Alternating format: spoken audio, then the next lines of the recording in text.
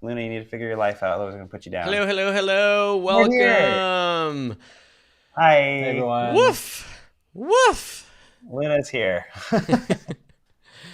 Hey, friends. Welcome to the March 30th Photography and Friends Live. Bow, bow, bow, bow, bow, bow, bow. Let's go. It's been Man, so Will and Sam long. are in the same room. It makes No, me so jealous. I wish I I'm so was Oh my gosh. sorry. that Oh, dog Luna. Oh my right God. now. Oh, Luna? Is that the dog? that's the dog's name, Luna. But Luna's gone. You will be hearing her throughout today's live stream.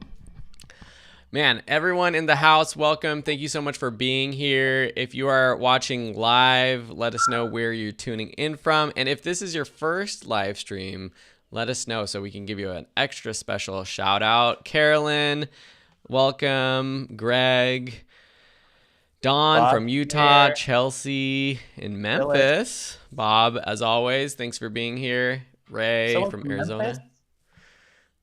Ian, Rob, couple UK folks in the house. Brian, welcome, welcome. Jose, okay. Denise, awesome. Lots of good people here. Samuel, what are you So, guys up to? Why are you in the same room?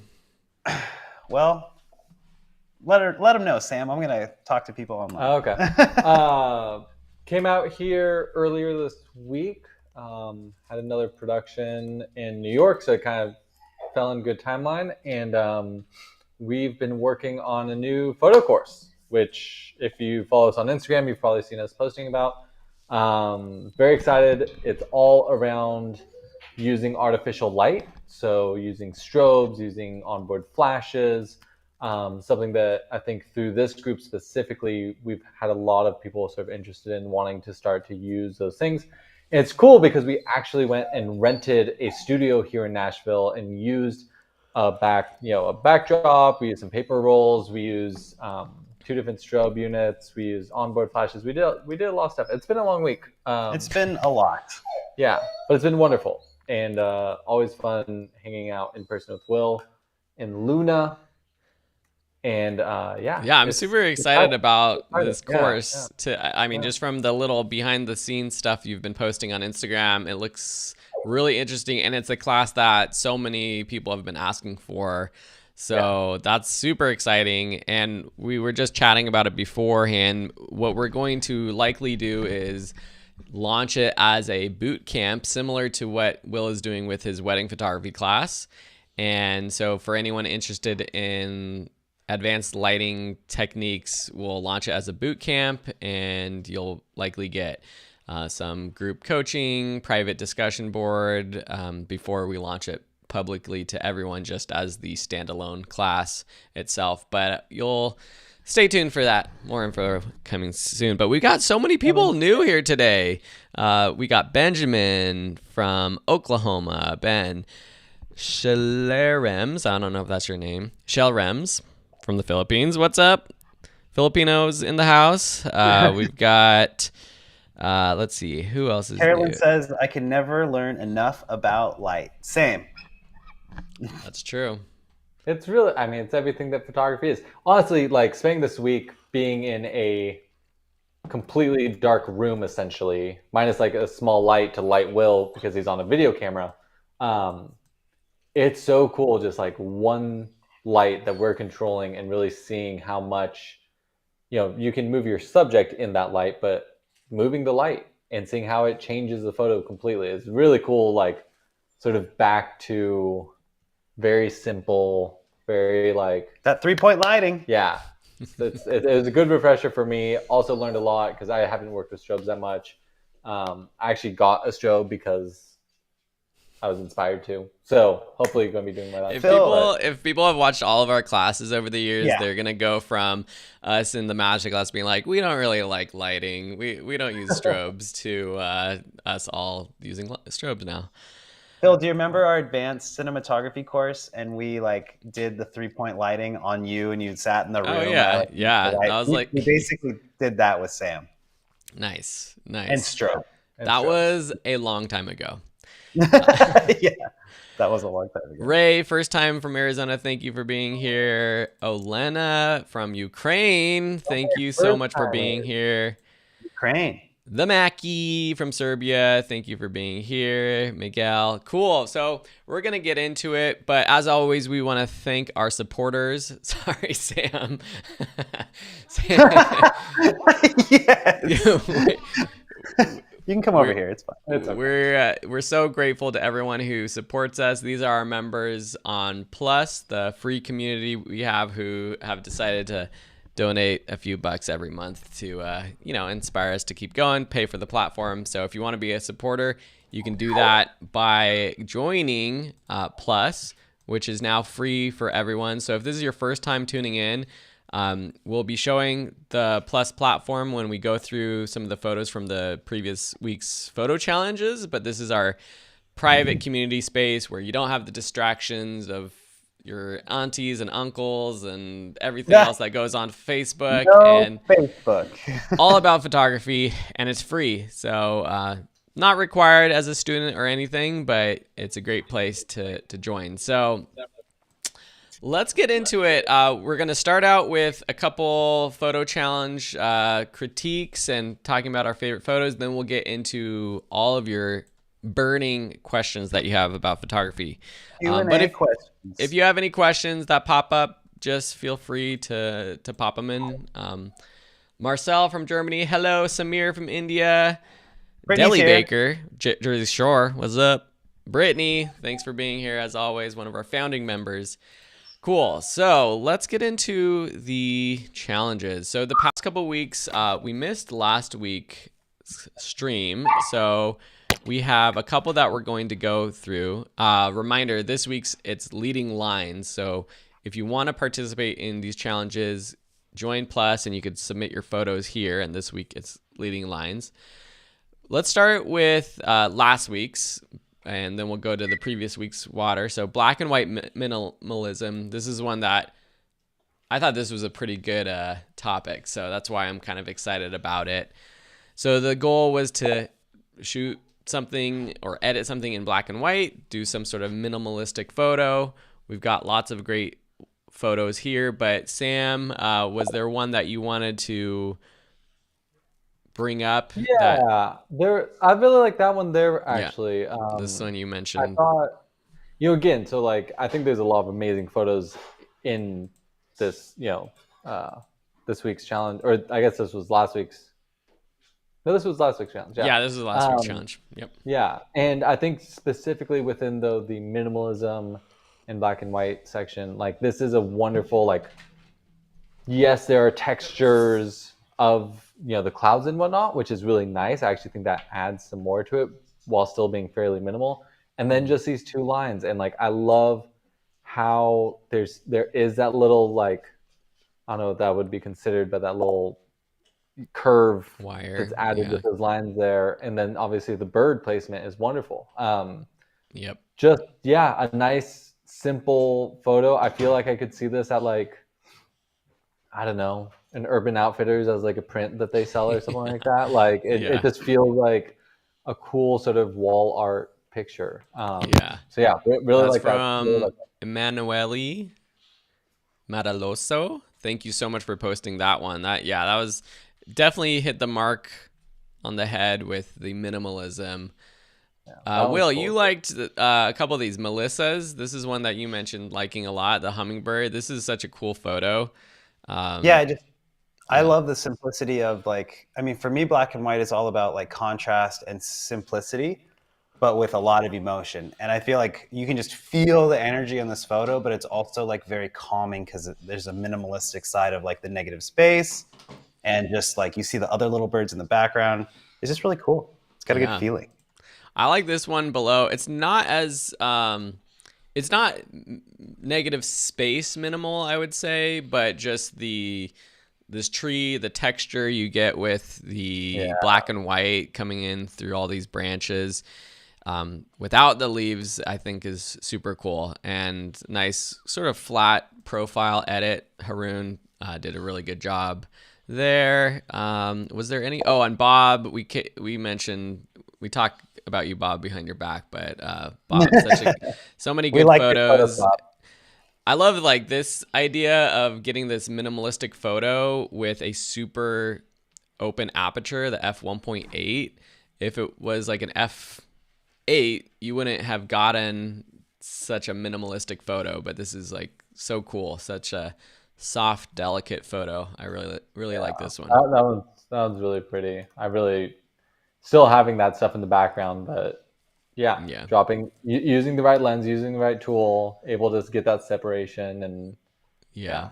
pretty cool. This is one more that Cool. Will, you mentioned the power line. Another power lines photo. This one for me is like a big, I mean, this is kind of like what I like as far as like really, really cool black and white stuff, because the whites are white. Like it's white, it's black and white, right? And I feel like when you look at the sky like that, it's not gray, it's not monotone, it's like pure white, and you can see the like the blackness in the darks and in the shadows. It just, everything's popping. And to me, I like love when a black and white photo can do the really high contrast, high popping black and white. I don't know. That's part of what I like about it. And it is minimalist in the sense that like the subject is really like, there's a lot of space. Yeah. Shred on the guitar says, thanks a lot, guys. I'm honored. Who's Shred on that guitar? Michael? Oh, Haroon. Nice. Awesome. Haroon. Cool. Well, there's so many great photos. Everyone can kind of take a look. And if you are a member of Plus, I think it'd be great to go in here yourselves and post a comment, or at least click that like button for some of your favorite photos. We talked about your photo as a great photo. Maybe not like super minimalistic in terms of like there's a lot going on. And again, it's not like super negative space in the typical sense, but great composition. This artwork on this wall with like the tree coming in, and then just this one person walking by the bottom is super cool. Yeah, I really think that I mean, I love that photo as a photo. I think it could be minimal if it didn't have the tree and stuff. Like, I guess, and it wouldn't be the same photo, but if it was like a little closer in, it was like that person with just the 3 lines, like that would be more minimal. But she's like spending so much time with her street photography, and I feel like she keeps just finding these wonderful frames and waiting for someone to enter it, and then getting them at that right moment. Because that photo is not the same without that person. Like that, that single person changes. And the perfect moment, waiting for someone to walk by right in this spot of the frame is so good. Patience, young grasshoppers. So great photos. Thank you for everyone for posting and submitting your photos. Ian, that's a pretty intense photo. That is King Arthur at Tintagel that Castle. That's cool. Is great. Let's go over to the water photos. There's just so many, and again, I encourage everyone to go over to Plus and check out the photos and let us know what your thoughts are. So this was a couple weeks ago. Had some nice water photos. Bob's again was one. I think we've seen a couple from this shoot with the dogs. I think we saw before the dog like about to jump in the water, and now we get this nice splash down into the water. Totally a great water photo. This one I really like as just from the Bahamas, just nice vibes you get from this photo. Like you get tones of blue, real feeling for what this is like. I would probably have tried to I think the horizon's just a little bit off, just a little bit going up. I would probably just straighten that out. And I don't know, maybe I would have panned just to the left a little bit to see if this is like the very, very end of this little sure, or widen out peninsula or something. Yeah, widen out or something. Just having that little end, kind of this lighthouse sticking into like the whole ocean of blue might have made the photo a little bit better for me. Yeah. So many shades of blue. Yeah. Was there any other ones that you guys wanted me to pull up? The water. This one we saw a couple. Water. That's fun. There were a couple of the waterfall ones. The shutter is cool. I really like capturing that movement of the water. I think is really nice. A bit more intentional. I guess for me, when I think of like a water photo, having a little bit less other stuff and more just water in it, Mm-hmm. making that more of the focus. Like that one, I think is a great photo, but maybe like just a punched in version, more focused on like the this tree that's falling across it and the moving water. But Yeah. really, yeah, that's a really nice photo. Yeah. Here's a couple more. I have my son Felix homesick from school today, so maybe he has some thoughts about improving your photography. Karen, this is a really nice photo. Nice glassy water. I don't know if it's the screen. It's like the export or something. We're getting all these lines up in the top. It just might be, yeah, it's compressed somehow. Yeah. The water here is so nice. Yeah, kind of like Sam said, just cropping in on this water might have been a different photo, but kind of interesting to do. And then there was, let's see, the girl splashing in the water, Savita. That's a pretty nice photo. A little dark. I might have brightened it all up just a little bit. Yeah, I would bring up the exposure like a couple stops. Yeah. But the water freezing is nice. That's the whole idea. Whoa. Sorry about it, dog. All right, we're going outside. I'll be back. That's okay. We got all our kids on the live stream today. This one was cool. You can tell like that leaf is wet. Great composition, foreground, background. Choosing to focus on the foreground, but you still get the sense of like where we're at, where that water comes from. The colors are super nice in this one too. Yeah, it's gorgeous. I mean, just getting, again, it's water is such an interesting thing. Like we've seen through so many of these photos, you can do slow shutter and get the movement of water, or really capturing it as it's splashing up, and it's such a dynamic thing to take photos of. And then this was the last one I wanted to share. Jose, this is such a nice, soft photo, like just the softness of the fog, and then the long exposure with the water going through. It's gorgeous.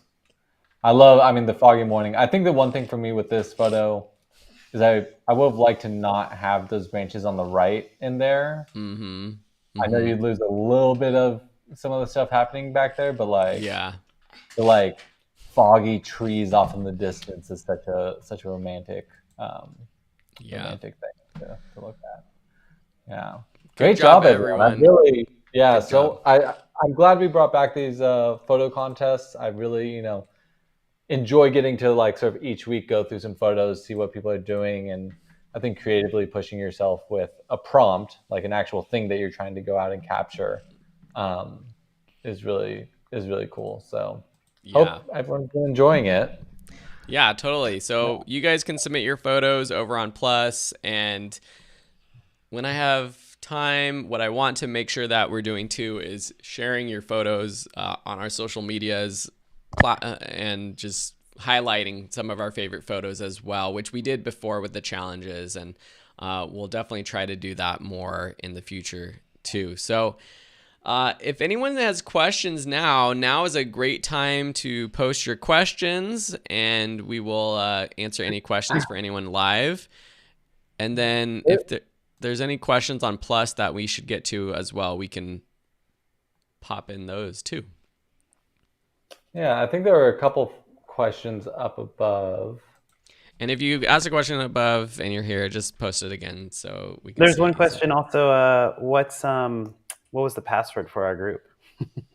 Oh, yeah, that's a secret, bro. Yeah, secret. No, so to join the Facebook, it's in the beginning of any of our classes. So the Facebook group, we try to, there's so many people, we get a lot of spam in there. So to kind of verify that you're a photographer interested in actually learning, you got to be a member of one of our classes, and that's at the start of any of our photography classes. There's a lesson on how to join the group. So. And you can join Photography and Friends Plus for free, and we put that in the link there. So go ahead and join that. Yeah, the Facebook group is still super active. It's a great place to post your photos, but for like getting feedback and questions from us, the Plus group is a great one. Here's a question on Plus that we could answer while we wait for any other questions. Again, if you posted a question before, just share it again so we can see it. Haroon, who was here, I believe, asks, I have a Sony A7 III with the Tamron 28-75 f2.8. Now I'm looking forward to purchasing my first prime lens for landscape, nature, some portraits, and family photography, videos for guitar covers and stuff. So any advice for prime lens? Oh, the 28-75 Tamron. I can't say I've specifically worked with that lens. That focal range is great, though. I think for a lot of things you're doing, like 75 at 2.8 would definitely be, good for portraits and stuff like that. 28, you can get a little bit wider for landscapes and whatnot. I'd say a good prime lens to start would be like a 35 or really, 50 or a 50. But if you're trying to do wider stuff and more intricate and you still want to be able to do like step back, a 35 is great. If you want to focus more on portraits and like close-ups, 50 would be a good place to start. But you'll get a real good sense of what a prime can do with one of those lenses for sure. Yeah. My first job outside of college, I was working in a music studio and worked with this guy, and I had a 24-70 or something. He's like, you gotta get 50 prime. And then he showed me some of his work, and he's like, everything I film is on 50, and like if I need more space I go back, but if I can't, like I figure out a way to like show the room or the environment. I think you can do a lot. I mean, 35 or 50, you can do a lot with either of those lenses. Definitely the one that I would start with in a kit, and then from there you can get other primes if you want. Nice thing about 35, I think, is that if you wanted to get another prime down the road, getting an 85 for portraits, that's like a gold standard, and like a 50 to an 85 isn't that big of a jump, whereas a 35 to 85, those two lenses, have almost always been in my kit. So yeah, and if it's an 85 or some sort of 80-ish macro, that's a fun lens to bring around for nature photography too when you're out, and could double as a nice portrait lens too. The A7 III, that's a full frame camera, so the 28 is pretty wide.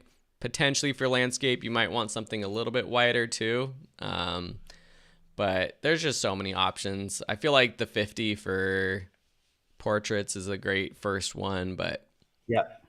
I'd say 35. 35 is a great place to start if you've never had a actual prime lens before. It's a really good place to start. Yeah, absolutely. Man, there's a lot of questions. So let's start from the top. So Chelsea asks, what or advice for booking clients? Just getting started and cannot seem to get more bookings. I'm confident in my pricing for my area and what others are charging. This is a great question we get all the time, and we should really just create a full video with all the responses we've given in the past. And if anyone has advice for Chelsea, let her know in the comments.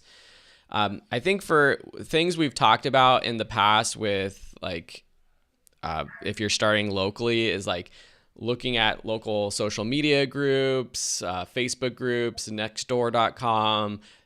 I often see people asking for photographers in the area. So making sure you're on top of that, paying attention to those trends.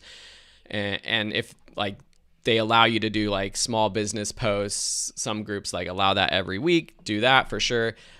Putting together a Google profile for your business. Oh, my poor baby. Making sure it's location specific. So you have an address, whether that's a home address or a PO box, so that people, when they're searching for a photographer in your area, it pops up in Google. That's probably the easiest way to start to rank in Google searches. Same with Yelp, a Yelp profile. And then a lot of it just comes down to word of mouth and just putting yourself out there. But I'd be interested, Chelsea, what you're doing currently. If you've done all those things. I don't know, guys, what other ideas for people just getting started? Those are all great. Yeah. I mean, I think all of them. Getting involved in the community, like working with local businesses, just going in, sort of showing people your work, having a business card on the ready and a website to show people what you can do. And I mean, so much of our work is word of mouth, and basically how people react to our work. Then they're like, oh, like they're a photographer, you should reach out to them. They did a good job for us. I've also I've printed my work and posted it in local like coffee shops and things. And sometimes that, depending on the type of photography you're doing. But yeah, the Yelp and Google reviews thing definitely seems to be, or local Facebook groups.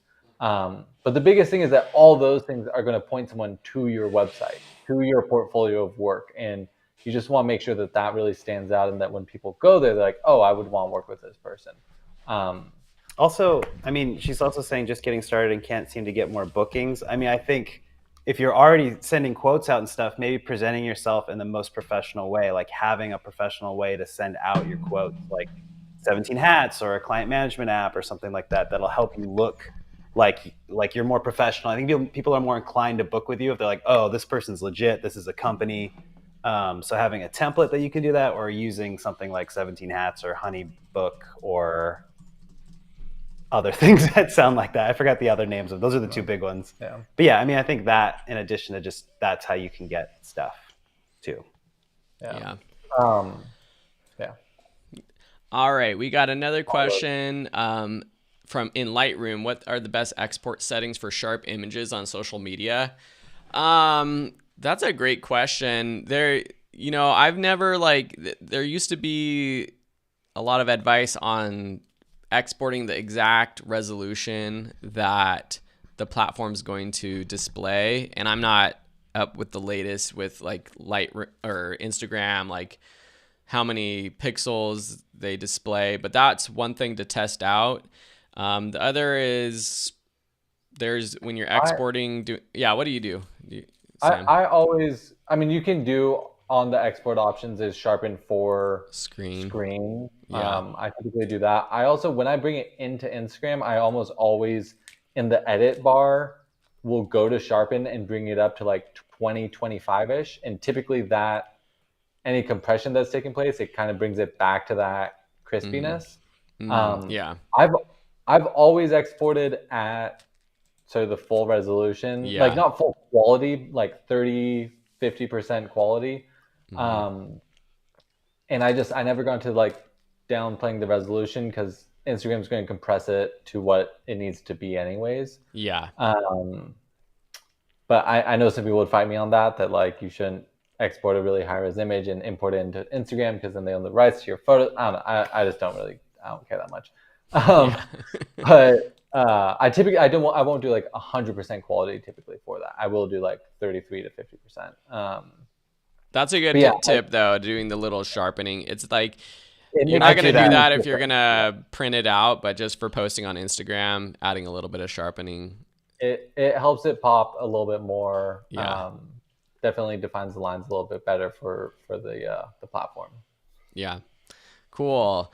Bama Price asks, any tips for light painting? Oh, this is something we haven't really played around. I haven't played around with for a long time.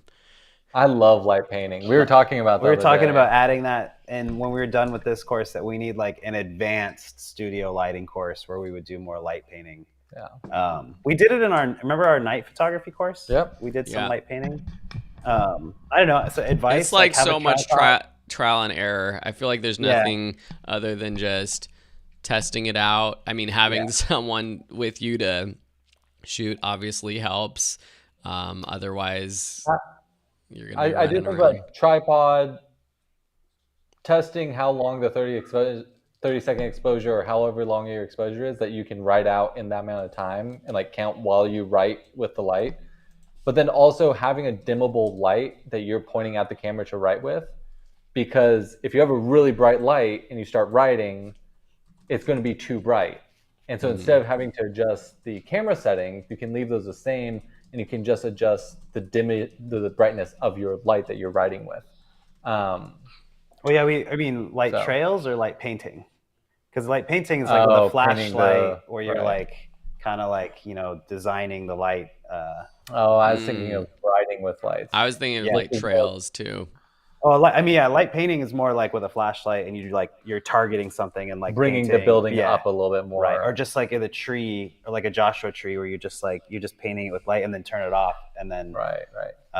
but yeah, I mean, a powerful mag light that's dimmable. Like Sam's dimmable, right, it's the yeah. same concept. Same like thing, yeah. you'd need a dimmable flashlight or something, but the more targeted the flashlight is, the more you can. It's like a paintbrush. Yeah. It's like the tinier it is, the like more you can get acute with it. And at times you like a mag light, right, where you can focus or broaden the beam would probably be really nice, because like, do you want to just paint over everything in the foreground, or do you want to just hit that tree and just painting on that one thing? But that's really understanding the exposure triangle, understanding that you're adding light to a dark scene, so you have to expose properly with how much light, and the longer a light is hitting something with a long exposure, the brighter it gets. So you have to move over it quickly and then learn, like count out, like, okay, there's 5 seconds of brushing that off. Okay, too dark. I'm going to do 7 seconds of brushing that with the light now. Okay, that looks better. It's getting pretty methodical with that at that point. But yeah, we should do it. We should do an advanced. Yeah. Okay. That'd be fun. That'd be fun. Adam asks, what's the best full frame budget lens for the Sony A6400? So basically, best Sony lens. There's no best. Yeah, I guess it depends on what you're going for. Huh? The 2470 is the most universally accepted as like the all-around middle range good kit lens to have. Use it for most things. Yeah. Yep. Only having a 16 to 35 or only having a 70 to 200 probably isn't reasonable. 2470 is middle of the road. Having a 2.8 lens is typically considered better than an f4 lens, because you can have more light if you want it. But f4 lenses are smaller, so for travel and stuff, some people will like f4. Yeah, it really depends on what you're doing. Adam, if you have any follow-up, like for what type of photography maybe and what you currently have, that would help us give you better advice. Sheetal asked had a couple comments, but basically asking if the Sony A6600 is a good option for their first camera, basically. I think it's a great option. I know a lot of people that use that camera and they love it, and it's a really great place to learn, and you can use a lot of different lenses with it. It's small enough for you to travel with everywhere, but it's powerful enough, and you can use manual. It's a great camera. I have a lot of people, even with video, like it does really well on a lot of different ways. And as you learn, you'll be able to realize very quickly if it's enough for you or if you need a full frame camera or not. But it's a great place to start. Yeah. It's compact, powerful, great autofocus. Has a lot of things that a lot of pro lens or pro cameras have. So. Yeah. Chelsea asked another question about export settings in Lightroom for larger prints. So this is when you would typically want to just go full quality, full resolution, 300 PPI. How does the sharpening, do you play around with sharpening a lot for that last sharpening setting in the export module for like matte versus glossy prints at all? I don't do it in the I actually don't do it in the export. I'll do it in the regular develop settings, like Sam was saying. Like I'll do the sharpener there. And then honestly, it really depends on like how big or how small I'm going to make the print, and if I'm exporting it to send to a print house or if I'm printing it myself. So there's so many variables. Like there's no standard for what you're doing. I do think you're right though. Like matte paper is going to be a little bit thicker, so you probably want to think about sharpening a little bit more. Glossy paper is already going to be a little bit more sharp. But then like when you're talking about inkjet versus photo paper at a lab, those are two totally different processes that are going to handle it and render it differently. The best thing to do is honestly, like if you can, you're really serious about your prints, is to test everything. Yeah. Do your settings, spend the money to send it out and see what it looks like, change it, try something else. Or talk to like the specific printer. Like I'm guessing like a lot of people might just be doing it online, and most of the photo printing sites will have recommendations, but if you're going to a local printer, ask them like what sharpening options for this paper that they use. Well, it's also even beyond sharpening. Like if you're doing like fine art paper versus glossy versus matte versus metallic, like the actual exposure and how your shadows look, how your blacks look, how your highlights look, those will change based on the paper. I did some like fine art prints, and I had to overexpose every photo by nearly a full stop. And it was like, it felt really weird, but I did a test print at like a 5x7, and it looked horrible. I was like, wait, on my screen it looks great, but on a matte, like, super absorbent, thick piece of paper, it didn't look good. So I had to overexpose everything and edit it completely differently. So yeah, the test prints, do 10 test prints on different types of paper just to see how it looks. And which one you like most. I'm changing my color, temperature, and saturation so our cameras match. You also should go put a long sleeve gray shirt on. Yeah. We have a ton of good questions. Okay. Are there any other good? I mean, I'm just going down the list, but are there good ones you want me to pop up? No, I think you're doing all right. All right. Let's get through them a little quicker then. Shutterbug Denise asks, what type of photos is a 50mm good for? All of them. Portraits. I'd mostly say though. portraits. Yeah. Landscapes, if you want to tight. Product. No, I mean, 50mm, you can step back and get a nice angle. Yeah, on a full frame camera, for sure. Yeah, like I really think of 50mm, it's there's zero distortion. It's a wonderful lens for all things. But yeah, obviously, 50mm f1.4, you can do a good portrait with. Yeah. Absolutely. But I think it's a really good. Cool. Miguel asks, is shooting film worth it? Yes. Oh yeah, that's a tough one. I don't know. It's I expensive. shoot a lot of film. It's worth it. It's worth it in the sense that you will learn what you're doing right and doing wrong. However, you will be spending a lot of money doing that. Yeah. So whatever that's worth to you. Yeah, I think that's it. I love shooting film, and I highly recommend everyone to do it, but it does cost money, and it's not necessary because you can do a lot with digital prints these days. Rati Sonia asks, is it okay if we start learning photo editing first, then the equipment, and how to start editing if you're not a designer? What resources should we read to learn principles of design? Oh, that's a good question. So I guess you're talking about like photo editing before actually taking photos with cameras or having the equipment, all the equipment. I think that totally, I mean, you can do a lot with photo editing. There used to be this awesome website where you could just download raw photos to practice editing. It's not available anymore. It was called wesaturate.com, and it's down now. But totally, learning photo editing. If you're taking our Lightroom courses, our photography courses, we have photos that you practice editing. We've done some photo challenges in the past. I think that's great to practice with. Design principles. I don't have any on the top of my head. I don't.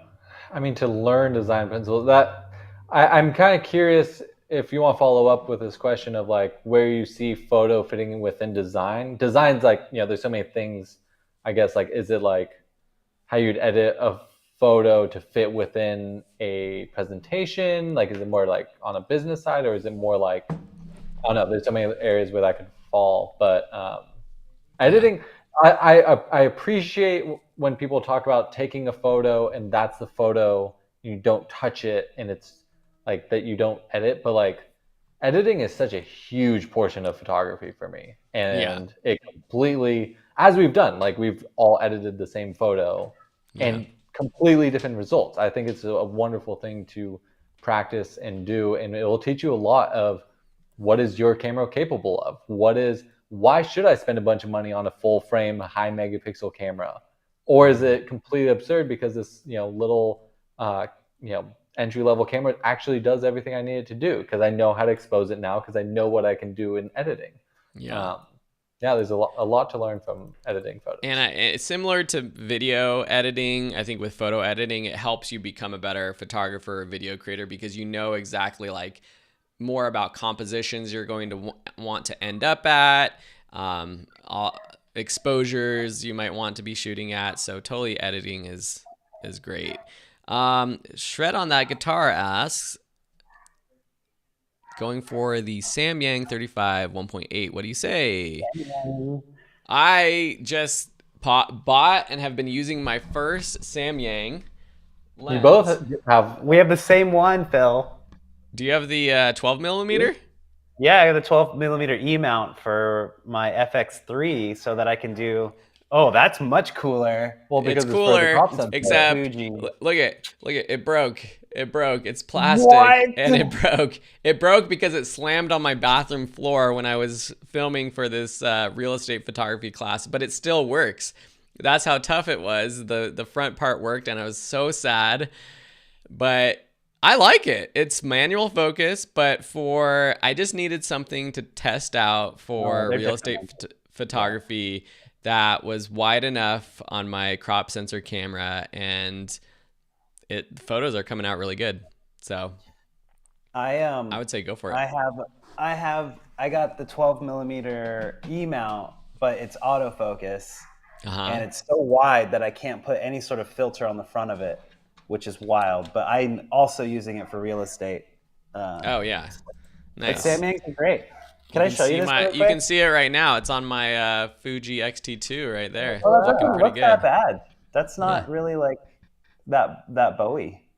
No, Well, I mean, you're not seeing the total edges, but yeah. Oh right, yeah. I forgot we're crap. It's not as good as like I like my Fuji 16 millimeter a lot better because the edges aren't as bowed, but for a good cheap lens, it's great. Yeah, Samyang 35 will probably be fine, especially if you're starting out. It's a good place to. I would be curious if it's which system you're using on, because if it's autofocus versus non-autofocus, would change my opinion of, if it's not autofocus, like, are you comfortable using a manual focus lens? Because that is a very different experience. And that's why the 12 millimeter is great, because for such a wide lens, like focus isn't as much of an issue. 35 could be. Can I show you this lens that I'm renting for this weekend? Yeah. This is for a real estate gig? 150 to 600 Sigma.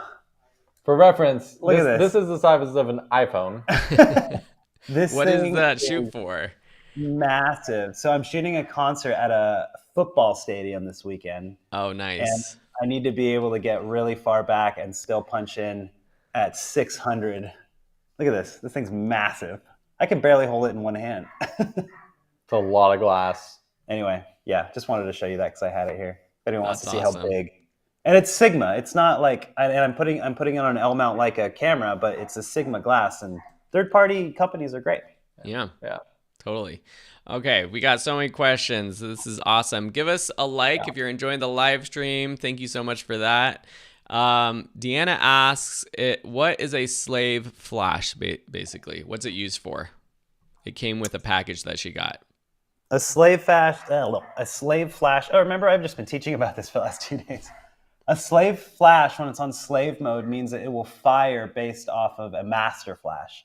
So if you're using two flashes or you're using an onboard flash, I think there was another question about an onboard flash, it will fire and it will trigger the slave flash without having a remote, without being on channels or anything like that. So you can set one to the master and one to be the slave. It essentially has a sensor on it that's reacting to your camera's flash, and then it flashes. So it's speed of light, yours flashes, it flashes no matter what. Or if there's anything else flashing, I guess it probably flashes too. Yeah, cool. Not a dumb question at all. Thank you for asking that. Jack says, loving the masterclass. Thank you so much. We really appreciate that.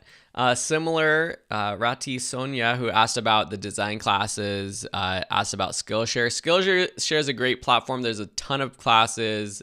It's a monthly membership, and you get access to all of the classes there. We have some of our classes there, but not all of them. So I would definitely recommend checking out our classes, because I do have full Lightroom classes, Photoshop design classes, if you're interested. And you could find all of those.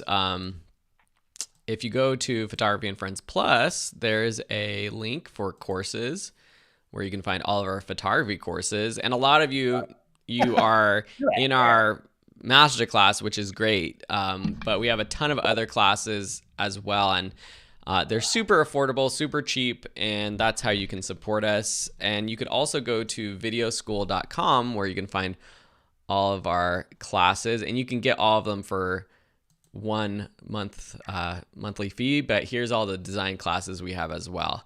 So this is the best way to support us too. So Phil, you have made so many classes. I'm always It's impressed true. when we open up, because I know all the ones that we've done together. I know there's like there's a lot, but Yeah. then I'm looking, I was like, oh right, you have like all the post production of Adobe. You have, Yep. and then beyond that, even it's so cool. Yeah, I finally went through videoschool.com and started organizing it better, because before, like, I had all these like tech classes under design and it didn't make sense. So you could easily find all of our classes there. But yeah.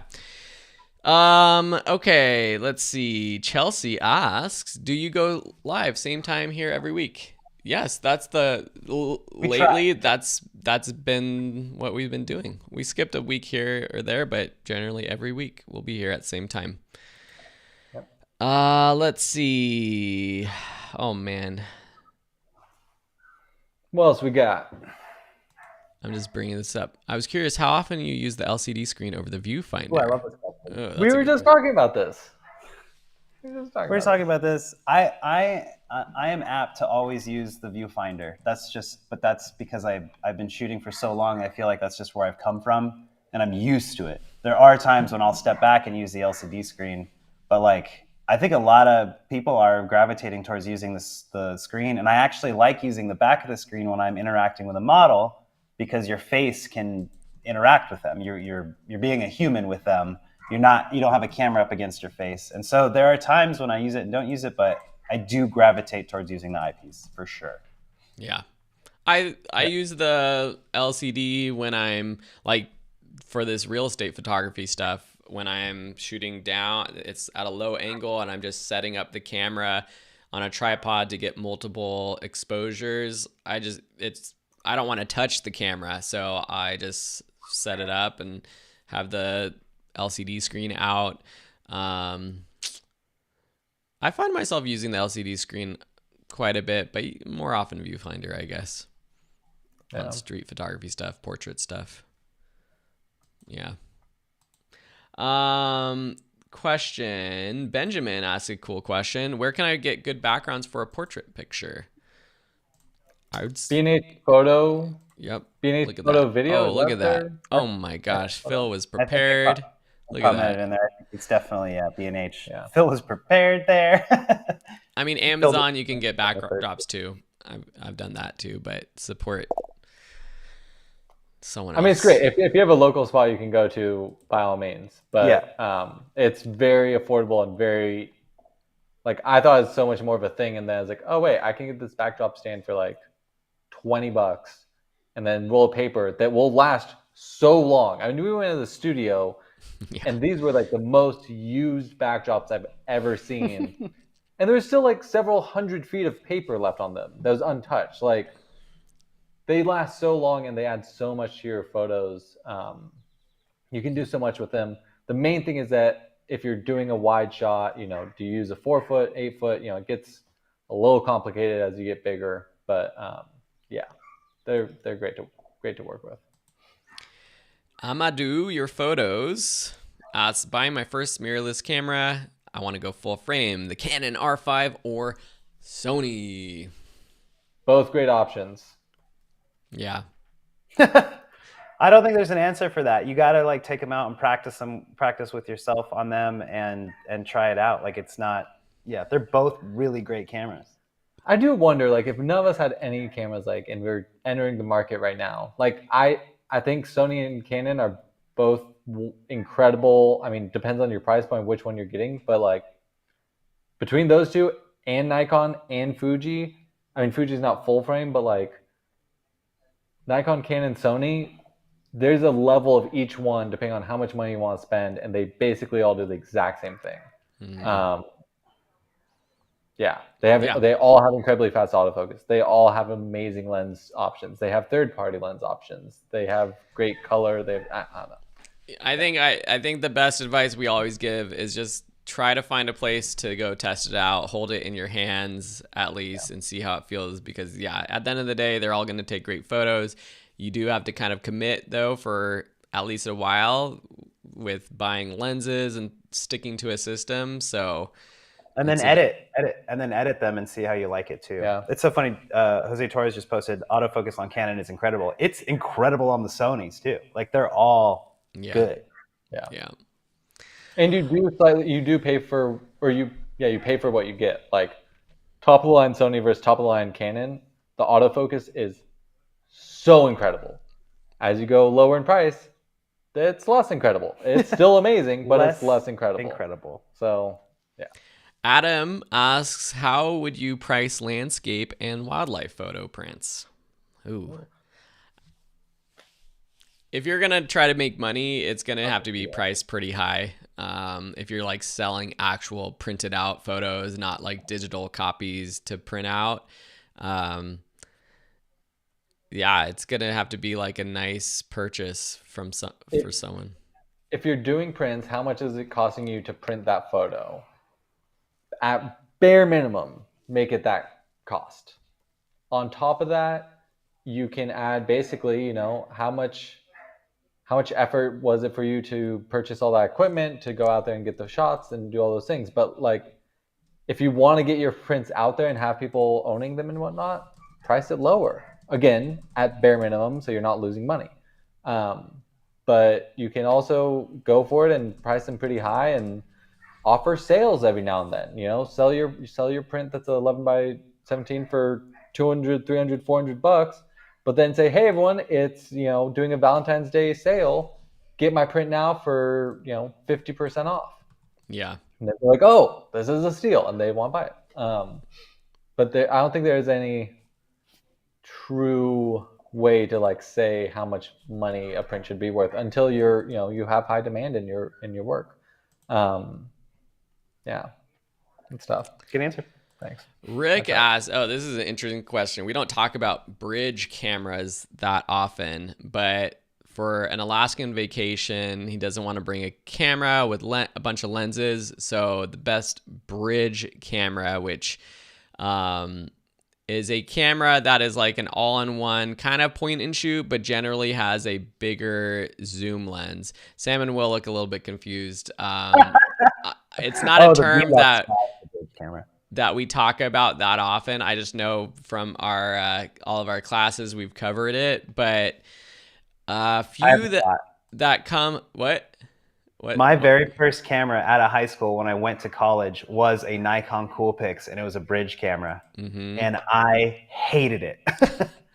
I honestly, maybe they're different now, but I just like I understand the concept of them, and I think I've just exited them out of my brain, but they're just a little too slow for most professional work. That being said, taking them on a cruise or taking them on your landscape, they're probably just fine. Yeah. But you're kind of married to it. I would check out, there's the Sony RX10 and the Nikon Coolpix P1000 and the Panasonic Lumix FZ80. Those are three that I would try. But the Sony one, what's the difference between a point and shoot and a bridge camera then? You can still change lenses on a bridge camera, I think. Can you? I don't know if you can't. Not all of them. I think the bridge cameras just have a nicer quality lens that has a better zoom. Optical zoom. Yeah. I mean, some point and shoots have it's basically a point and shoot with like an actual nice quality lens that can zoom. Yeah. Wow, it's so funny. That's the first question. We've been doing this for so long that I have ever seen about bridge cameras. I've never heard the term bridge camera. That's wild. I know several bridge cameras now that I know what bridge camera is. Yeah. But I guess I never had a name for them. Learn something new every day. Yeah. Jess says she's a member of Video School membership and loves it. Thank you for that shout out. I don't think we're going to get to all these questions today. So if you have questions we don't get to, join Plus and you can post your questions there. We'll try to get to them. Diane asks about best printer under $2,500. Will? Oh, I looked that up while you guys were talking. That's a lot of money for a printer, so I think you're doing great. But I would say for your bargain, the Canon Image ProGraph Pro 1000, it prints out a 17-inch wide by whatever you want length. And so I think those Canon printers, I think, have been the best for me. I mean, Epson makes great ones too, but I had the level above that one, and it prints out phenomenal photos. So yeah, I would get one of those too. Those, from what anyone I know printing their own work, those seem to be the pro level like debate the between. ProGraph. Yeah. It's the ProGraph or it's the Epson. Like everyone's like between those two. So yeah. Ryan asks recommendations on lens rental companies. BorrowLenses.com. I use Borrow Lenses when I'm on the West Coast, but since I've moved to Tennessee and in Nashville, I've been using a company called Lens Rentals, which is where I rented this lens from. And they're located in Memphis, Tennessee, which is very close. And they've been great and good prices. Cool. Getting through this. Shimmerlink says that they are using their phone camera, the S23U. What is that? Samsung Galaxy S23, more than their Nikon D7500, and they're liking it more. How do we feel about that? Yeah, sometimes the best camera is the one that's in your pocket more. Best camera is the one you got with you. Yep. I think, whatever you're taking photos with and you're enjoying the process, then that's great. Yeah. I would say maybe, no, that's great. That's all.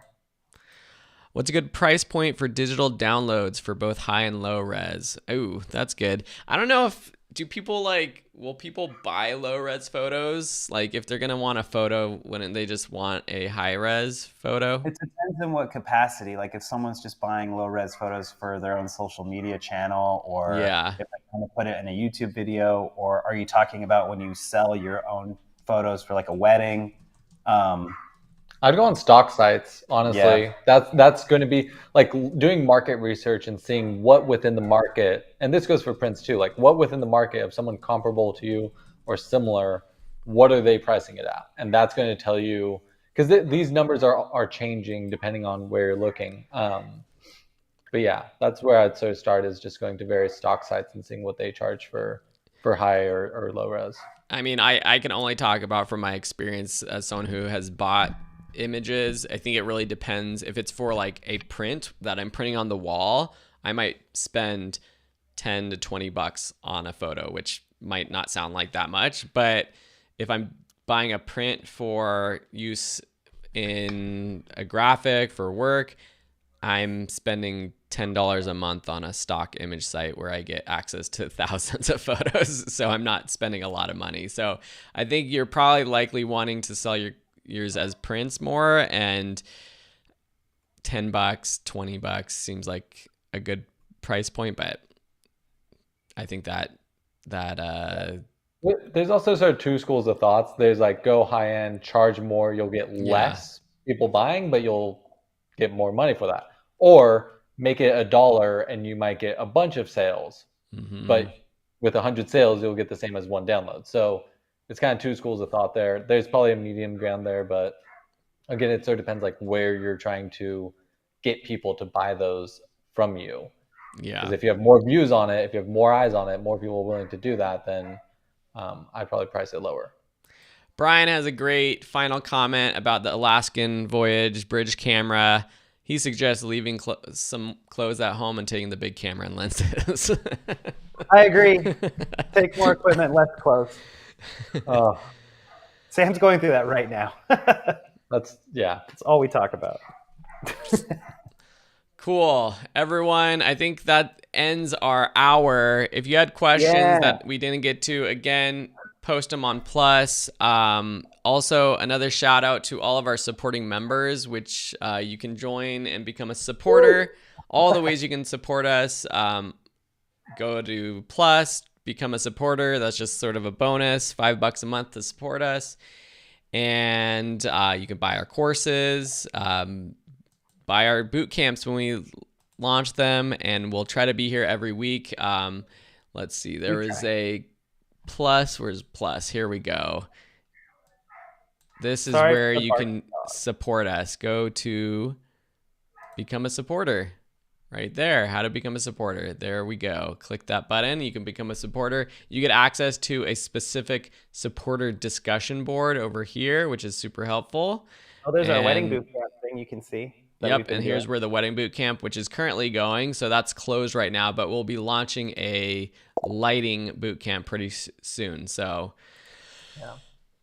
and Thank you, I'm Mike. finishing up my real estate photography class, so that's going to be coming out soon too. So lots of good stuff. And yeah, Samuel, have a good time Thank you together. all. Yeah, thank you all so much for being here. This really, really enjoyed doing these talks and everything, and We'll do more. getting to and doing this course. I love doing courses. Courses are so much fun. We gotta Yeah. do more courses. We should be back next week. If not the week after, we'll let you know. It'll be in the live sessions page on Plus. So Yep. Yeah, I will say. Well, no, mind. We'll talk about it later. Yes. bye, everyone. See Bye, ya. everybody. Have a good week. Go out, take photos. Post your photos to the challenge this week, which is what is it this week? It is leading lines. Leading lines. Post your photos. Love me a good leading line. Bye.